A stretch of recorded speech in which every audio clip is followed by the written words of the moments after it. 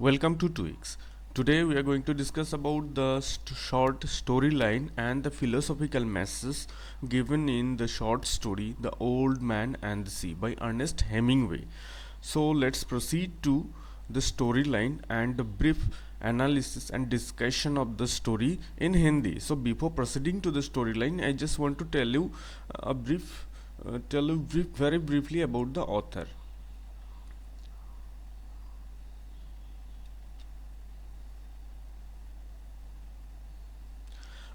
Miller Hemingway or E.M. Hemingway was born at Oak Park, a suburb of Chicago in 1899, and he was passionate about bullfighting, big game hunting, and deep sea fishing, and all the three activities or the like activities have more or less influence in most of his writings. And today's topic, that is the Old Man and the Sea. Here we came to know very clearly got to know very clearly about his passion, about the passion of Hemingway, and it's clear from the beginning to the end.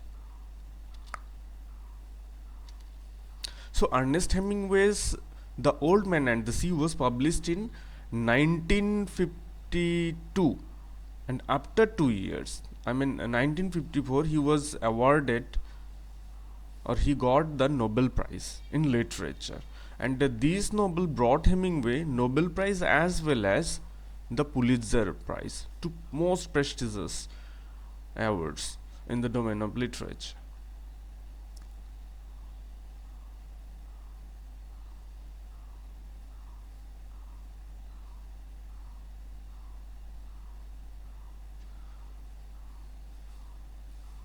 The old man and the sea Ernest Hemingway का एक उपन्यास है, जो एक बुजुर्ग मछुआरे संतियागो की कहानी है, जिसने पिछले 84 दिनों में एक मछली नहीं पकड़ी है। संतियागो हवाना क्यूबा के पास एक छोटे से गांव में रहता है और गांव के अन्य मछुआरों द्वारा उसे अशुभ माना जाता है।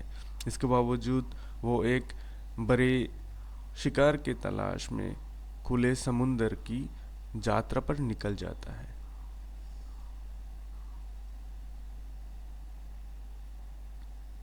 पहले दिन संतियागो मेनोलिन नाम के एक युवा लड़के के साथ बाहर जाता है, जो उसका प्रशिक्षु हुआ करता था।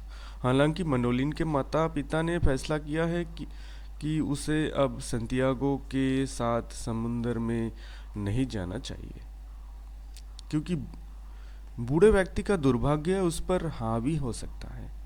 उसके बावजूद मनोलिन अभी भी संतियागो की ओर देखता है और उसे अपनी यात्रा के लिए तैयार करने में मदद करता है।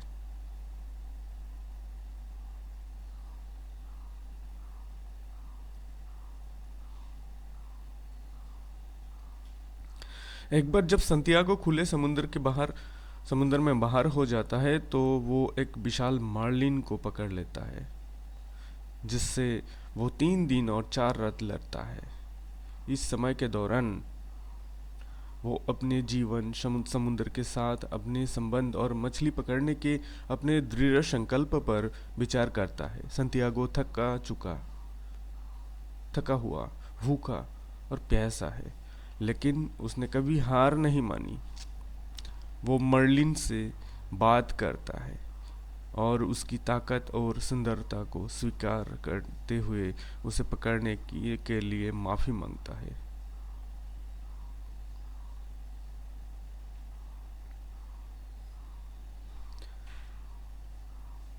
हालांकि मर्लिन के साथ संतियागो की लड़ाई अभी खत्म नहीं हुई है। जैसे ही वो मछली को वापस किनारे पर लाने की कोशिश करता है, उस पर शार्क द्वारा हमला किया जाता है, जो मर्लिन के खून और गंध से आकर्षित होती है। संतियागो एक हार्पून और एक काम चलाऊ हथियार के साथ शार्क से लड़ता है, लेकिन वे केवल उसके कंकाल को छोड़कर उसके मांस के उतरने का प्रबंधन करता है।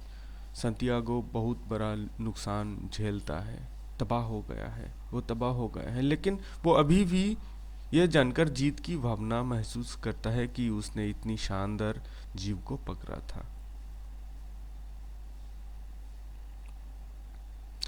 जैसे ही संतियागो गांव लौटता है वो थक जाता है, निर्जलित हो जाता है और गांव से भर जाता है। मैनोलिन किनारे पर उसकी प्रतीक्षा कर रहा है और वो संतियागो को उसकी झोपड़ी में वापस लाने में मदद करता है। किसी भी मछली को वापस लाने में संतियागो की सफलता की कमी के बावजूद मनोलिन उसके साथ समुद्र में वापस जाने और भविष्य में और अधिक मछली पकड़ने में उसकी मदद करने का वादा करता है।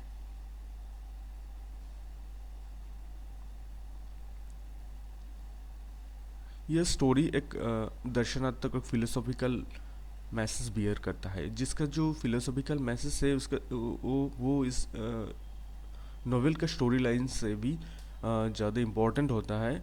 So the old man and the sea, दृढ़ संकल्प और मनुष्य और प्रकृति के बीच संबंध की कहानी है। यह एक कलातीत कहानी है जो प्रतिकूल परिस्थितियों पर काबू पाने और यहाँ तक कि सबसे चुनौतीपूर्ण परिस्थितियों में भी अर्थ खोजने की मानवीय भावना को क्षमता की पड़ताल करती है।